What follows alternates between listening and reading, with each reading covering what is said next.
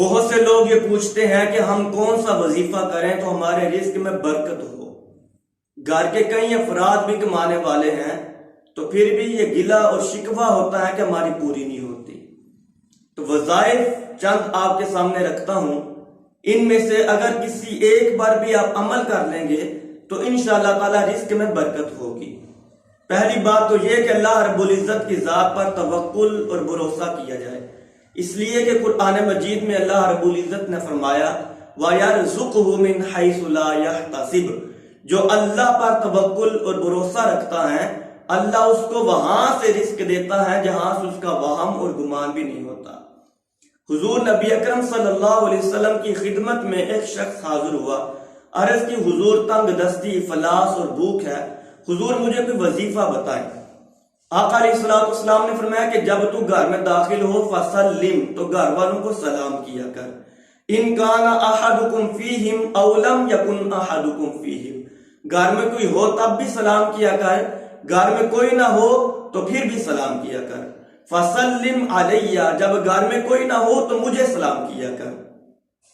پھر اس کے بعد فرمایا کہ اقرأ قل هو اللہ احد، پھر سورت اخلاص پوری سورت ایک بار پڑھ لیا کر۔ وہ صحابی چلے گئے، یہ عمل شروع کر دیا۔ اللہ تعالیٰ نے ان کو اتنی وسعت اور اتنی برکت دی کہ حدیث کے الفاظ ہیں، پہلے وہ لوگوں سے لینے والے تھے لیکن اب ان کے عمل کی وجہ سے حتی افاد علی جیرانہ و غرائبہ، ان کے ہمسائے اور غریب لوگ وہ بھی امیر ہو گئے ان کے اس عمل کی وجہ سے۔ تو یہ رزق میں برکت کے لیے بہترین وظیفہ ہے۔ اسی طرح ایک اور صحابی آقا علیہ السلام کی خدمت میں حاضر ہوئے، عرض کی حضور رزق میں تنگی ہے، قلت ہے۔ آقا علیہ السلام نے فرمایا کہ دم علی الطہارہ، تم ہر وقت وضو میں رہا کرو، پھر کیا ہوگا؟ فرمایا کہ اللہ رب العزت تمہارے رزق میں برکت دے دے گا اور وسعت کے دروازے کھل جائیں گے۔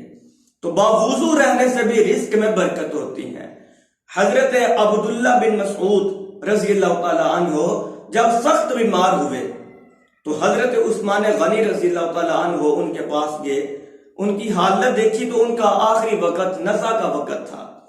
تو آپ نے پیسوں کی تھیلیاں رقم لی اور وہ حضرت عبداللہ بن مسعود رضی اللہ تعالی عنہ ان کو دی۔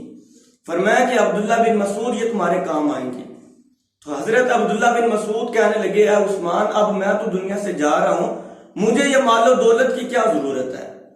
تو حضرت عثمان غنی رضی اللہ تعالیٰ عنہ آپ فرمانے لگے کہ عبداللہ بن مسعود تمہاری بیٹیاں ہی بیٹیاں ہیں، تمہارے جانے کے بعد تمہاری بیٹیوں کے کام آئیں گے۔